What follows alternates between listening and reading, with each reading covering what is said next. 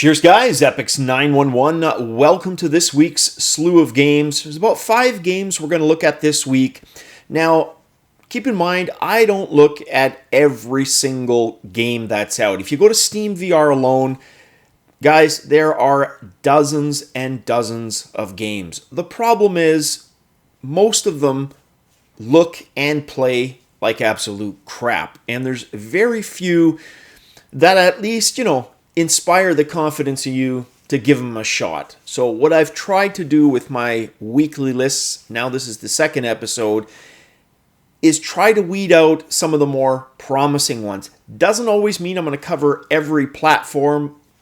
The perfect scenario would be every platform every week. That's just not going to happen. This week is an example of that. So sit back, let's take a look at the 5 games for this week. Cheers, guys. All right, this game is Rock Band, available for the Oculus Rift.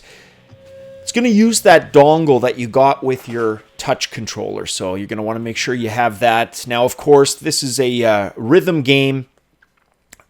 Basically, the old Rock Band / Guitar Hero, but what they're doing this time around is they're putting on an emphasis of being on stage. So that stage experience. And from everything I've heard, they do a freaking amazing job of conveying what it's like to be on stage as a rock star. Because what's cool is there's about 60 songs, but there's 15 venues. So you're going to have a mix. You're going to have smaller, intimate clubs like this, and what I imagine would be much bigger locations. So you're not only going to feel what it's like to be a small indie band, you are going to feel what it's like to be a genuine, bona fide frickin' rock star. Golden God, Robert Plant, Led Zeppelin reborn, essentially, which is awesome. Now, the devs, of course, Harmonix Music. I really hope this brings about kind of a resurrection of these. They were fantastic family games. I get that they had kind of become played out, but I think in VR there's potential for these, unlike what we'd seen in the past before VR. So hoping for good things for Rock Band.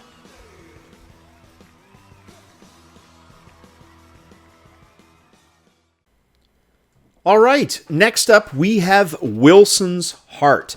Now, Wilson's Heart is a first-person game with a lot of puzzle elements, and that's the part to me that kind of really appeals to me. It is Oculus Rift platform. Developers are Twisted Pixel. Now, this is a game, it's not going to be out until the 25th of April. I've got to be determined for the price, but the rough guesstimate is about $40 US. Now, first person wise, there is a combat mechanic that plays out pretty heavily in the game. So it's first person, emphasis combat with a lot of puzzle solving. That would probably be the best way to describe it. It also offers about 8 to 10 hours of gameplay, which I think is fantastic, with a really, really strong cast of not just in-game characters, but in-game characters with voice actors that really, really bring the characters to life. Supports standing and 360. Really looking forward to it. This next game is called Frontier. It's for the HTC Vive. Bills itself as an adventure game. I would call this an open world exploration / adventure. I mean, if we're going to get specific here, it's not your traditional adventure game. That's why. Its emphasis is clearly on open world hunting. That's kind of the whole point here. Developers called Gauge Punk Games. The game is out now for about $5.49 Canadian, which is probably going to put it at about $4 US. Now, like I said, it's about exploration and hunting. The exploration takes place deserts, snow terrain, so there's different types of terrain. Graphics aren't super intense, but it is a massive game with a lot of depth and scope hunting-wise. So lots of animals you can hunt. There's nighttime modes, which make everything feel slightly different. Just a lot of emphasis on the whole survival exploration in the wild, in the frontier. That's what they're trying to do. And this perfect shot here of the railroad, apparently bison by the herd, which used to exist, which is really, really cool. All right, this next game is called EmbodyMe. It's a social game for the Oculus Rift and the HTC Vive from Paneo Incorporated.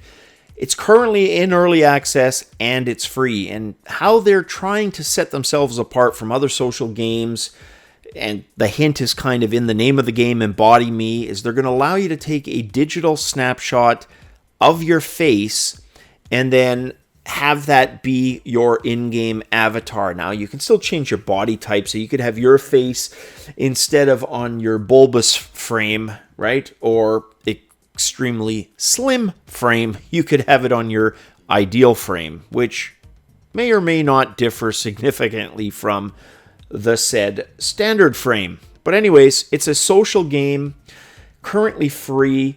They have no set time frame for how long it's going to be in early access, but they plan to keep it free. Now, whenever I hear plan to keep it free, I'm thinking freemium. So there's going to probably be some pay for benefits, at least. Things that you can do in-game are going to require you to pay real-world money, whether it's strictly cosmetic, whether it's, game enhancements.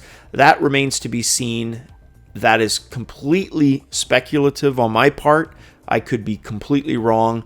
That's just a guess, like I said. Doing this out of the kindness of their heart and free entirely. Either they are extremely benevolent and wealthy beyond measure, or there's a catch, and I'm leaning towards the catch. But hey, looks interesting, and I'm not a huge social guy, but looks like something I would honestly actually try.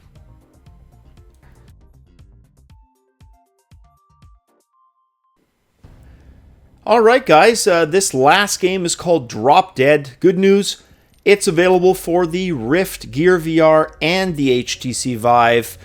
From developer Pixel Toys, was released March 23rd, so it's out now. $22.99 Canadian, puts it somewhere around the $18 mark US, $15 to $18. Now, let's call it what it is. It's a wave shooter, but apparently a fun one. Now, I know you've heard that before, but I would have to agree, a game like Arizona Sunshine, for example, with this, which this kind of reminds me of, right?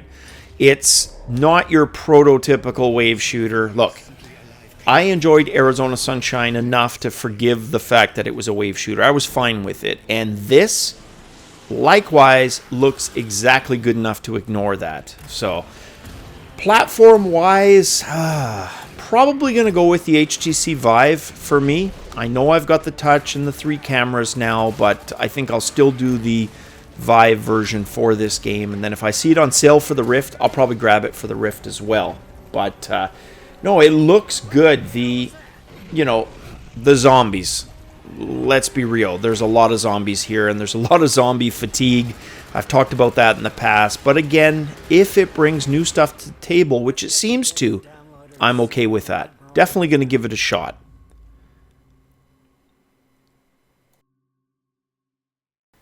Well, guys, that is it for this week's games. Hopefully you found a game or two that you liked and for the right platform. If not, there's always next week, which is where I will catch you guys. Cheers.